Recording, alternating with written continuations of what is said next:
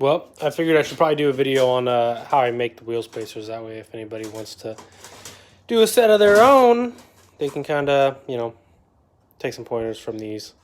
So first thing I did was I went and bought some 4-inch gas pipe from the steel yard by my house. I just walked around the scrap area and kind of found something that would work. I wanted something really thick. It's about a 1/4-inch thick wall. Rated for 2,500 PSI. Straight up 4-inch gas pipe. So I needed something that the center diameter would fit over the hub of the Mercedes, but the outer diameter wouldn't interfere with the wheels, wouldn't interfere with the lug nuts hitting it. So this side is a little bit close, but tight fit. But I can get the lug nuts in there. So first thing I did, I set the tires next to the car, got them kind of where I wanted them, measured from hub to wheel to see the length that I would need, and I ended up with 17 inches. And then the 49s aren't as offset, so the next set of wheel spacers I'm doing at 14.5-inch wheel spacers. Next thing, I wrote up a little bit of code on the computer, plasmed these out of the plasma table. Super easy. I just did this is 112 millimeter, I believe, lug pattern. So I just did a circle and put 5 circles 112 millimeters apart. And then this one's 8 by 6.5. So I did a 6.5-inch circle in the program, and I just put 8 circles evenly spaced, and then I just measured the wheel, where this would sit in the wheel, and then the outside of the hub where this would sit, and then the inner diameters is just the outer diameter of this pipe, and they fit on pretty fucking good.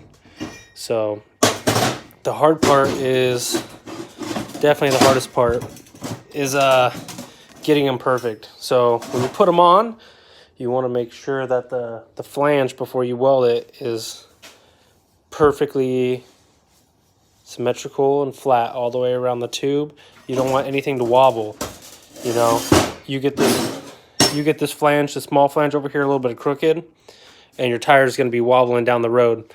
So I got these little Harbor Freight magnets, and then I have a trusty right angle. So when I weld these up, I'll tack it, and I will check it and check it and check it. I'll tack it, I'll check it some more. Once I get a few good tacks on there and it's pretty fucking straight, I'll go ahead and start laying some beads. When you're doing a smaller one, I stitch weld it so that way I don't interfere with the lug nuts, get in the way of the holes. So basically, once you get your ends welded on your spacer, I just went ahead and threw some gussets in there for strength, just so I wouldn't have any issues. So I just cut these ones out a 1/4, just basically little triangles. These ones are ones I had laying around, inferior gussets. So these ones I had to make. Yeah, welded it inside, welded it outside.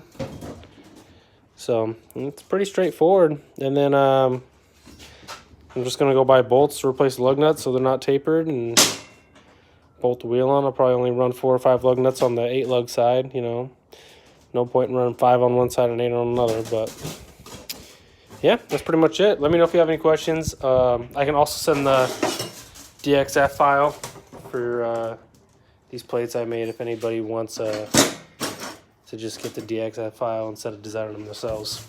Let me know.